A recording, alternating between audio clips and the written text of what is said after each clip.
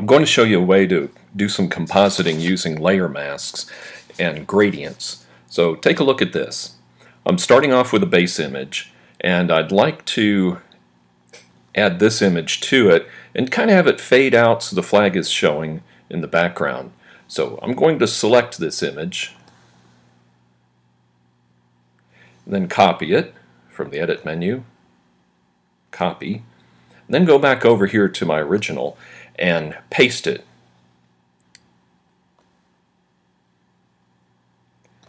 And that gives it a layer right on top. I'll rename this. And we're going to need to add a layer mask to it. Now this is down at the bottom of the Layers panel, and it's this button right here, right next to the FX. Now it's added the mask, and you can see it's got the little frame around the mask to show you that the mask is what's active right now. If it were around the picture, that means the picture's active. Well, we want to work on the mask, so we click on the mask. Now that's active. And the mask is white, which means we can see the effects of this layer. So this layer has a picture on it, mask is white, that means we can see what's on this layer. Now if we were to take the paintbrush tool and paint with the color black, you can see here on the mask, whatever's black hides this layer, which lets whatever's underneath it show through. So let me undo that. And in this case, we're going to use our mask, but we're going to do it a little bit differently. We're going to use a gradient. So just a plain old black and white gradient. So I'm going to drag a gradient across this picture.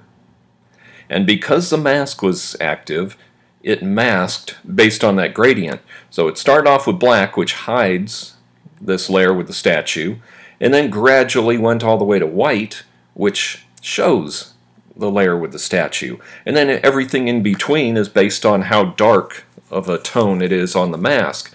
So it stays live the whole time. You can just click and drag your gradient whatever direction you want until you get it looking the way you want it to. So I think that looks pretty good. So now let's add another layer. We're going to add this one here. So once again, I'm going to select the whole picture, or the portion of it I wanted to use. Go under Edit and Copy. Go back to my original here, and then go under Edit and choose Paste. So we'll assume this is the size that I'd like it. I'll just move this over here into place. Of course, you could use the free transform tool to scale this if you like. Let me name this layer. It's a good idea to name your layers as you go. And since this was pasted in, we don't get a mask automatically, so we have to go to the bottom of the Layers panel, click on the New Mask button, and there it is, it's been added. And we'll do the same thing with this. We'll use our gradient. So if you click and drag, if you do it the wrong way, just try it the other direction. Now you can see that we've got a line showing here, and that's because I started dragging outside of what's on this layer. So by the time the gradient gets up to where the picture starts, it's allowing some of it to show through.